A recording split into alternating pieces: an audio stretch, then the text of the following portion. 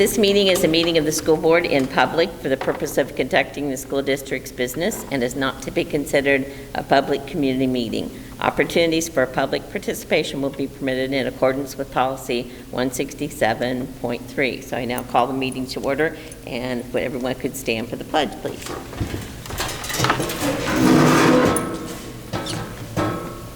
I pledge allegiance to the flag of the United States of America and to the republic for which it stands, one nation, under God, indivisible, with liberty and justice for all.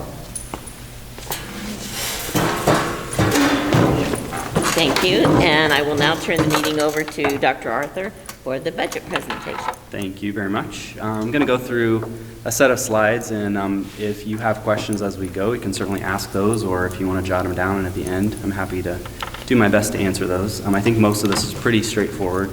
The great news is, before I even get into the meat of this, is that we're not entering into a year where we have to think about deficit financing, which is an awesome place to be. So really appreciate all the hard work that you all have done as a board in previous years to get us where we are, so thank you. Just as a reminder, we have two funds basically for our school district, the education fund and the operations fund. The education fund, for the most part, is funded by the state of Indiana. It comes at the state level, comes as an amount per student based on our September 2019 student enrollment, so that date is coming up. That's about a week from now. We'll be counting all the students, and any student that's sitting in a seat will get counted that day. That's how that works. And so students that are not in attendance or not here, are not currently enrolled, would not be counted, and would be counted with other school districts or wherever they are, private schools, et cetera. So it's really important that everybody be here that day so we can ensure that we have an appropriate count. And we'll be sending out some blasts here in a few days about that. Remember that all state funding is deposited into the education fund, and then part of it is transferred to operations. So we'll talk a little bit about that here in a few minutes. But for the most part, all of the money, or the majority of the money I should say, goes into the education fund, which is directly supporting the programs for our kids and paying our teachers for the most part. The operations fund is for the most part funded by a maximum levy, so that's local tax. And so we levy the local tax dollars to generate money for most of our operations functions. The Department of Local Government Finance, and I'll talk about DLGF as we kind of talk about different things. I'll use that acronym, it's a little easier. Sends a dollar amount in the summer each year. This is the amount we raise for the district from taxes. So I already know that number, and I'll be sharing that number with you here in just a minute. So our levy, looking at things locally, we are able to levy $2,585,114 for this particular school year toward our debt service fund. And our operations fund, $7,063,652, which is the maximum levy possible for the school district to pull from local tax base. This amount will change from year to year for a couple of different reasons. When our assessed value changes in the community, that impacts how much money we get for the school district. So if our assessed value in the community is down, that means the school district's going to get less money that year. If it's up, we're going to get additional money. I would, before I go to the next bullet, would like to share with you some really good news. We just got the certified AV value a couple of days ago. Actually, it was right before Labor Day. And the community as a whole, the assessed value is up $53 million. And so the assessed value in 19 was $1,319,000,000. In 20, for this year, it's $1,373,000,000. So again, a pretty significant difference of $53 million. In a bigger community, $53 million might not be that big of a difference, but for a community that has a lot of variables right now with the interstate and with a lot of businesses closing and other businesses opening, we were a little worried about that being lower this year, but again, we're super excited that it's not, and it's up quite a bit. That helps us with everything, really. The AV growth quotient is something that the DLGF changes based on how the economy is functioning that particular year. And so at this point, they're adding a 3.5% growth quotient to all these figures they use to get us what our budget ends up looking like, or our budgeted amount. So that 3.5 is also a helpful thing to us as well. That shows that the economy is growing and they're supporting the things that we need to do as a school district. Statewide, we're one of the 10th lowest rates in the state. So what that really means is that we're at the bottom of all the school districts in Indiana. We're at the bottom in terms of how much we tax our community to run our school district. So I think we can be proud of that given how well we're doing with the budgeted dollars we have, and the fact that we're not overtaxing people as compared to other communities. And I think we're doing a pretty darn good job with our programming for our students. And additionally, just a great thing I think that's nice to point out, we have the lowest tax rate in Morgan County. So as you compare us to other school districts, we are the lowest rate that in terms of pulling money from our communities through taxes. So our financial position in this school year, July 1st, 2014, just to give you sort of a baseline, a handful of years back, on July 1, 2014, we had $17.6 million in funds. July 31, 2019, we ended the month with $22.4 million in funds. So that's about a 27% increase in cash balance. That's an extremely healthy cash balance, and we're glad that we have that for emergencies and anything else that we might need to do as a school district. That cash balance is super helpful in a lot of things that people typically don't think about.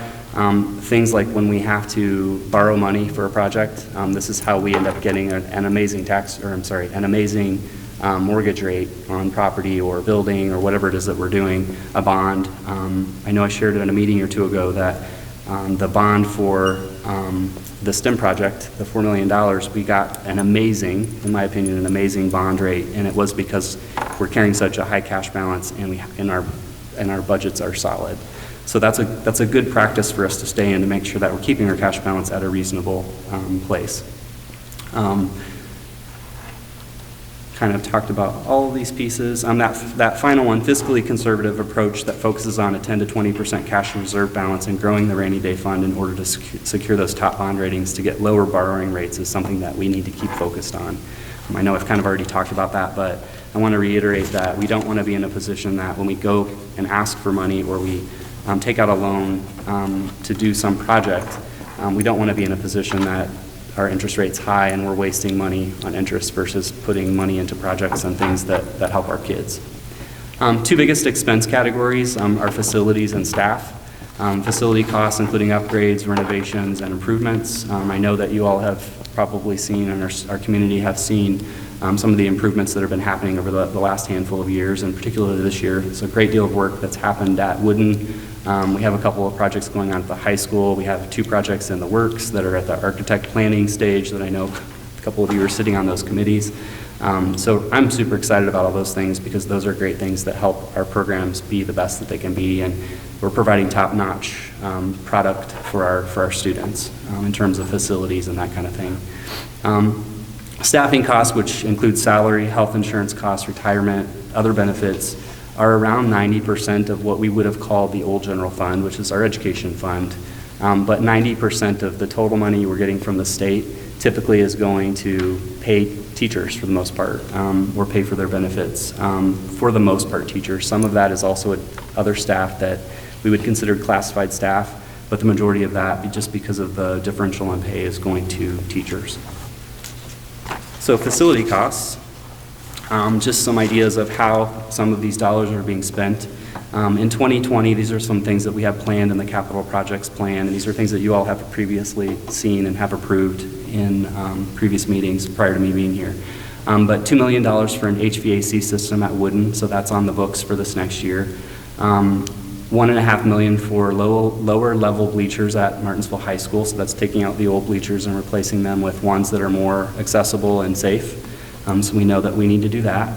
$250,000 for a roof project.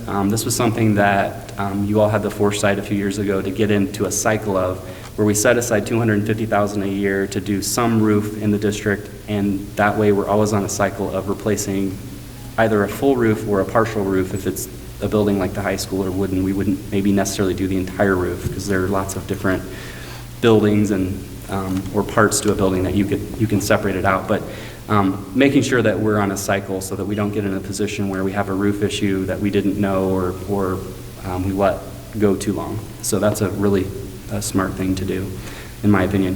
$250,000 for indoor and outdoor LED lights. So we know that we save significant money by switching to LED lighting. So that's part of the plan moving forward. That's indoor and outdoor, so that's parking lots, that's classroom lights, it's all kinds of things.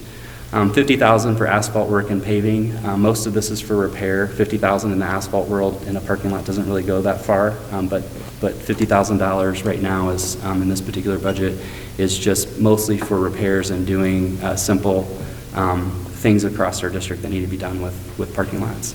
We'll also hold back some emergency money for projects that will come up. We have older buildings, we have things that break. It's just like your house, heating and air stops working, boilers stop working. The difference is in the school environment, you can't wait, you have to fix it. And you have to do it quick, and sometimes those things cost a little bit more money to do quickly. So we will continue to hold some of that money to the side and not plan to spend it so that we have money to do emergency projects. And I know just this week I've brought to you a couple of different things that have come up that we've had to tap into that emergency money for this past year's budget. And so we want to make sure that we have that money moving forward for the same reason, so we don't get ourselves in any kind of sticky situations. An additional point, remember on the front end of this conversation or this presentation, I shared that the money from the state basically all goes into the education fund. We then transfer out a portion of that and can transfer out as much as we want, but the Department of Education has basically set the standard that you shouldn't transfer out any more than 15% of your operations fund, that you should keep 85% at least in the education fund, and that should be available to your staff and your teachers and for programming, that you're not building extravagant buildings with that money, that you truly are using it for the right reasons for kids. So what I'm really proud of is the fact that this particular budget cycle, we're only at 11.6%. And so that's a good thing. We're under that 15%, and that gives us some wiggle room if we do need to change anything. But I don't anticipate us needing to move more money from education fund over other than that 11.6 this year. Again, the state guidelines are 15%, so that's a good thing. Staffing costs. So currently, and I speak from the perspective of currently because we're about to enter into the bargaining season, so actually everything on this slide could potentially change, and I hope it does, because then that means that we're able to give our teachers more than what they're currently receiving in some way. The increment raises currently are $1,000 between each level, or $15 if you move between a bachelor's to a master's level on an increment scale that we have for our teachers. Our teacher pay ranges currently are $37,500 beginning teacher to $65,239 for a master teacher with over 20 years of experience. Staff have also had stipends provided if they're at the top of the scale and not part of the increment schedule. Those amounts are $750 each per staff member at the top of the scale. So if you're at the top of the scale and there are no more steps, and you wouldn't get the $1,500 or the $1,000, you would at least get a $750 stipend if you're at the top of the scale in the current contract. Paying the increment and the stipend, the cost to the district is approximately $250,000 under this current plan, the things that I've just shared with you. So that's the cost this current year to make sure that we're able to follow these guidelines that we've agreed to as a school district. Again, we will be bargaining all of this again here in just a few weeks, starting September 15th, and Debbie and I will be part of that group for the school side, and we'll have a couple of other administrators who are joining us, principals who are joining us, and then MCTA will also have a team of people, and we'll be at the bargaining table working through this for this next year. So I anticipate there will be some changes based on the fact that we have a little more money, and I'll talk about that here in a second. This does not include any amounts that will be bargained. We, again, are approaching that window, which begins the 15th. So, some other areas of substantial cost to the district that a lot of times people don't think about, retirement contributions. So the district pays into PERF, the Public Employee Retirement Fund, which is for our non-teaching staff and administrators who are not on teaching. I'm sorry, that's not true. PERF is for our employees who are not licensed teachers. So 11.2% of their salary the district pays into PERF for that individual for their retirement. TURF is the teacher retirement fund, so all teachers and administrators who carry a teaching license, 8.5% of their salary is put into TURF by the school district. 401A and VEBA, two of the investment opportunities. If teachers agree to put in 3%, then the district matches that. Same with that 1% on the VIVA. So those are all expenses to the district because we're covering a portion of those costs. For full-time employees, benefits add approximately 22% to the costs, not including health or dental insurance. So if you just think about PERF, TURF, 401A, VIVA, there's some limited life insurance, some of those pieces. That's an automatic 22% on top of their salary that the district is carrying, not to mention, like I said, any health or dental benefits, which also are an additional expense for the district as well. It all adds up, so the majority of our expenses in the education fund are related to employee salary and benefits. One thing that's important to note, this has been all over the news, and back really in April, May, the governor went on TV and shared with everyone that he was working really hard to change the payment that was required for teachers who were in the TURF bucket, so teacher retirement fund. And so legislatively they were able to shift 2% and basically lower the cost for school districts, what they're paying into the pot for teachers moving forward for TURF, and administrators for that matter. So we paid 2% less into that pot in the year 2020. So what that does is that ultimately frees up 2% for us to use in our school district. And I believe, based on what we've talked about previously, our commitment as a district is that because that is teacher money, that we would use that money to bargain with teachers and they would benefit from that 2%. So it's not 2% that we're going to roll into some project or some building or something like that, that we legitimately, that was their money originally coming into retirement. And because we're not going to have to put that money in retirement, we feel it's appropriate to then make that money available to them. So we anticipate using that 2% as we meet with them to bargain coming up here real soon.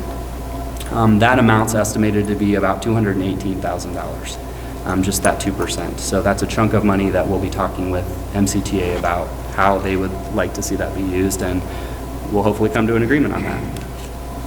So ultimately, financially, we're in a really good position. We've been able to leverage cash to limit debt and keep the tax rate one of the lowest in the state, which I think is to be commended on all of your behalves. So thank you for your hard work on that. We need to continue to fund a roof plan so we don't have issues in terms of debt to replace an entire roof if we have an emergency. That goes back to that $250,000 that we're allotting each year for roofing. Again, I think that's a great part of this plan. Budget includes a commitment to fund future staff increases by moving our teachers last year back on an increment type scale. So if you've been around for a minute or you've been a teacher in the past, the scales used to simply be year by year. So if you're a 5-year teacher, this is what you get. If you're a 7-year teacher, this is what you get. And the scale's a little bit different now. It's by increment, and the increment can only be a certain percentage of your salary increase, and there are other variables that fall into that. And so we'll be sifting through all of that as we bargain, and we'll see where we land with all of that. But we will still be on an increment type scale, which is different than what teachers may have been used to 2 years ago and into the past. Using TRF, or the Teacher Retirement Fund reduction, that 2%, and a reduction in operations transfer to fund increases for staff. So the fact that we're not having to put the full 15% in operations, because we are being pretty slim on our operations budget, that allows us some freedom there to use some of that money for teacher bargaining as well as that 2%. So that basically is where we are right now with our budget in terms of moving into the 2020 school year. It has been submitted to the DLGF and has been uploaded, and we'll wait for, there's a whole process we'll go through over the next couple of months for them to finalize everything, and in January, that's the point at which these dollars become available. So all of what we're talking about now, for the most part, these portions of money will start flowing in January, but we will still bargain and we will still come to agreement on the things that we need to come to agreement on during the bargaining cycle. So questions that you might have about any of this? Microphone? My first question is, at the end of July 31st, 2019, we had $22.4 million in funds. Is that a level that you would like to stay at? Don, can you, oh, yeah. Let me make sure I'm on the same page with you. It's a tax levy. Yep. Title 19. So, to be bluntly honest, being a brand-new superintendent, I think that's a really, really nice place for you to be in terms of cash balance, or for us to be in terms of cash balance. I think we're at the point, though, that for the last handful of years, you guys have worked really hard to make sure that you were advancing money into that, basically into that, we'll call it a savings account, to get that cash balance where it is. And I think we're at the point where it becomes almost a problem if you continue building that, because you don't really need to have excessive cash there. And we're starting to get to that point where it might become excessive. So I think what we need to do is think really hard about the money that we're now getting in our budget. We just need to stay within the lines of the budget and try to spend that money down and not worry so much about saving and scooting it over into that savings, because your savings is really good. That number is really good, to be quite honest. Yeah, well, that was the question that I was asking is, there has to be a point where you have too much money. Yeah. And you're not using enough of it, so. Yeah, and quite honestly, as you think about if the state's giving us an amount of money, and they're giving us that amount of money for the most part to spend on the kids that you have in that school year. And so now that we're back on our feet, we need to probably start to demonstrate that we're spending the majority of that money on our kids, which will be a little bit of a different approach to our spending practices, because I know you guys have had to be very lean. But I think there's some things that we could maybe move back toward, and quite honestly, I look forward to bargaining, because I think that we can do more than we've been able to do for a lot of years because of where we are. And again, that doesn't mean touching that 22.4. That really just needs to sit there. But again, I just don't think we need to keep adding to that pile quite as aggressively as we have been. Is there a maximum they want you to keep in there? The average is between 10 and 20%. I know that's a pretty wide range, but they would say your cash balance needs to be between 10 and 20% of your operating amount, and we're well within that. Okay. We're above 20. So, don't quote me on that. We're close to 20. I think we're above 20, but I would want to do the math to say that for sure. And then just one more question I have, just to be clear. Out of the educational fund, we don't pay custodians. Custodians get paid out of the operational fund. Correct. They are being paid out of. Correct. Most of, so maintenance, custodial, most of the staff in this building, so even administration, our secretarial staff who, do different computer functions or hardware functions, et cetera. It's not the right words, but tech functions. Those folks are all falling on that operations side. Yeah.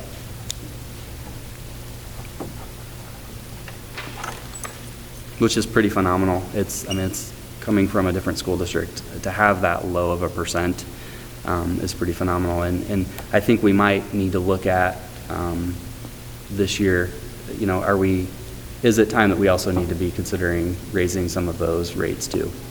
As we're thinking about teacher salaries, if we don't have to put as much money into our quote-unquote savings for cash balance, does it make sense to raise some of those levels a little bit? I feel like it does, but that's a process we're going to have to go through. We need to bargain for teachers first and then see where we land.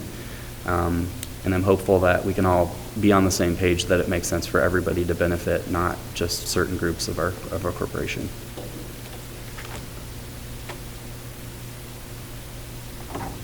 So that's real interesting about the students sitting in the chair. So they don't look at our enrollment. That's what I was going to say. It counts for if you're sitting in a chair that day, that specific day. It's based on attendance. So it's about who's attending in that moment. And so you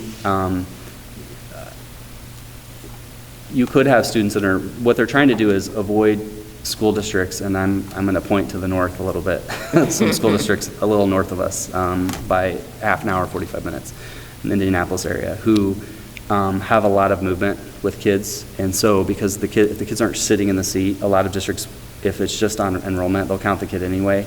And the kid might be in a private school or might be somewhere else and they're not really attending.